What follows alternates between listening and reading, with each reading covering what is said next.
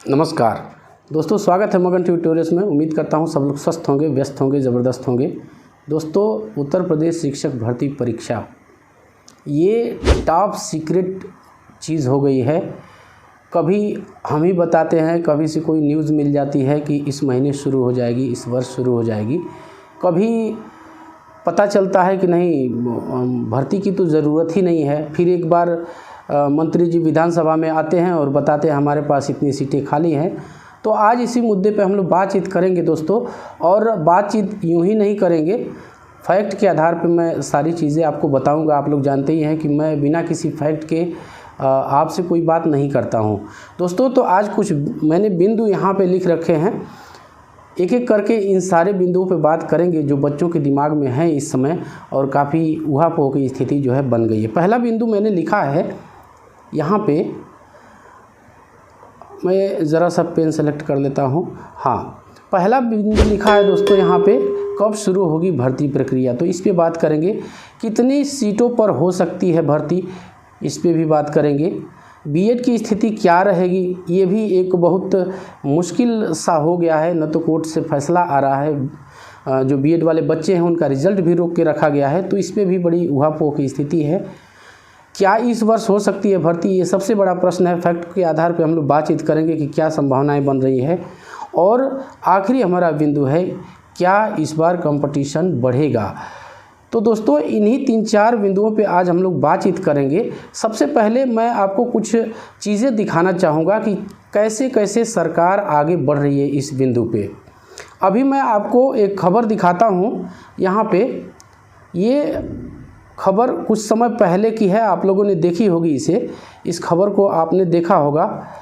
ये नहीं है, हाँ यही है। तो ये आप लोग को पीडीएफ याद होगी दोस्तों। इसमें क्या कहा गया था, मैं आपको नीचे लेके चलूँगा। अभी ये कुछ महीने पहले की ही बात है। यहाँ पे सरकार ने ये बताया था कि जो प्राथमिक विद्यालय हैं और उच्च प्राथमिक विद्यालय हैं, जो उत्तर प्रदेश के परिषदीय विद्यालय हैं, उसमें जो छात्र शिक्षक अनुपात है वो बिल्कुल मानक के अनुसार है। भर्ती लाने की कोई ज़रूरत नहीं है। यहाँ पे मैं थोड़ा सा मार्कअप करना चाहूँगा। प्राथमिक विद्यालयों में इन्होंने कहा था कि ये 43:1 का अनुपात है, जो कि मानक के अनुरूप है। और उच्च प्राथमिक में तो इन्होंने हद ही कर दिया।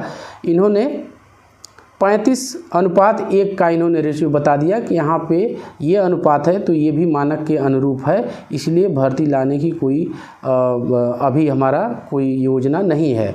लेकिन अब यहाँ क्या किया गया था कि जो उच्च प्राथमिक विद्यालयों में अनुदेशक काम करते हैं और जो प्राथमिक विद्यालयों में शिक्षा मित्र हैं, इन दोनों को भी as a full time teacher इन्होंने उसमें काउंट कर लिया। और इस हिसाब से इन्होंने आंकड़ा जो है अब बराबर कर दिया। अब मैं आपको एक दूसरी पीडीएफ पे लेके चलता हूं दोस्तों। यहाँ पे इस पे कुछ समय पहले मैंने आपसे बातचीत भी किया था, जैसा कि आप लोग देख पा रहे होंगे। यहाँ पे देखिएगा, एक प्रश्न के जवाब में अभी हमारे माननीय शिक्षा मंत्री जी उन्होंने कहा है कि ग्रामीण क्षेत्र में 51,112, दोस्तों आपको याद होगा कि इन्हीं पदों का हलफनामा सरकार ने सुप्रीम कोर्ट में दिया था। अच्छा, फिर इन्होंने कहा है नगर क्षेत्र में, मार्कअप करता हूँ, 12,149 पद है।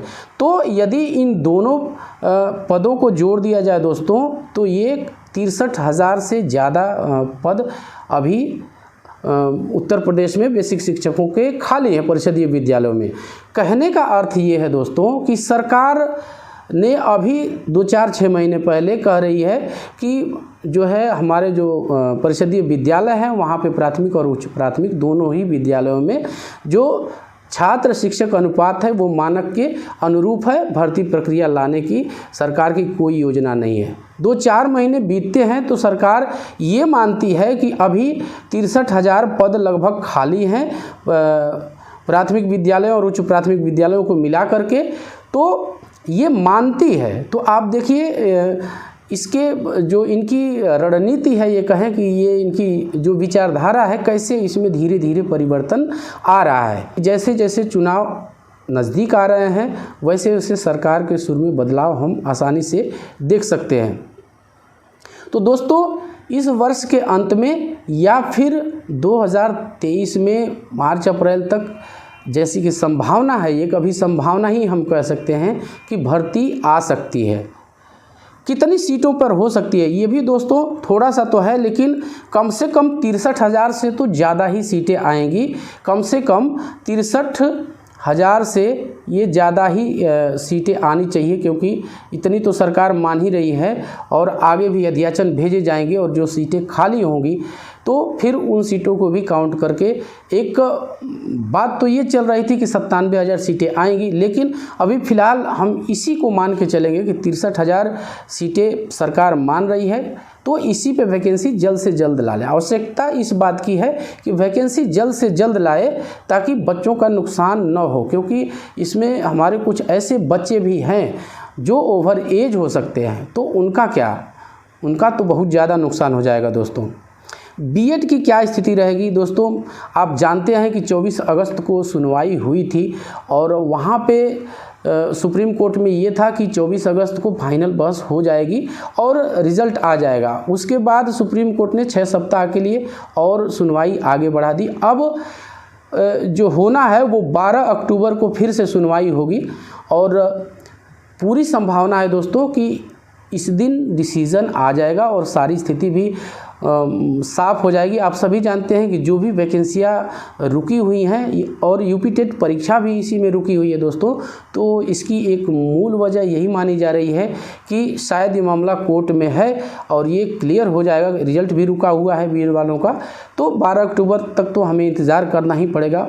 माननीय सुप्रीम कोर्ट का जो भी आदेश आएगा उसको सब लोग मानेंगे और तभी ये स्थिति साफ हो पाएगी। दोस्तों एक चीज़ तो मैं यहाँ पे ज़रूर कहना चाहूँगा कि जो आपसी हमारी लड़ाई है, जो हम आपस में लड़ भिड़ रहे हैं, इसका भी एक बहाना मिल रहा है सरकार को लेट लतीफ़ी के लिए कि वैकेंसी को आगे सरकाया जाए। अगला और आखिरी पॉइंट है दोस्तों, क्या इस बार कंपटीशन बढ़ेगा? तो निश्चित रूप से कंपटीशन बढ़ेगा दोस्तों। 12 से ऐसी संभावना बताई जा रही है और जिस हिसाब से 3-4 बैच पिछले बैठे हुए हैं, 19 के बाद कोई वैकेंसी नहीं है, तो फिर कहें कि कंपटीशन तो टफ होगा, टफेस्ट कंपटीशन होगा, आप ये मान के चलिए। इसीलिए मैंने आपको पहले ही कहा कि आप अपनी तैयारी करते रहिए और चीज़ों को आप याद करते रहिए, पैटर्न को समझते रहिए। सारी चीज़ें इसी चैनल पे आपको मिल जाएंगी। आपको सिलेबस मिल जाएगा, बेस्ट बुक्स मिल जाएंगी और जो हिंदी गणित के कंटेंट हैं, विशेषकर हिंदी और गणित की बात करूंगा, ईवीएस के भी कुछ हैं, तो उसमें से ये सारी चीज़ें आपको मिल जाएंगी। आप जाइए तैयारी कीजिए और मैं आपको विश्वास दिलाता हूं दोस्तों कि आपको आपकी तैयारी काफ़ी अच्छी तरीके से हो पाएगी।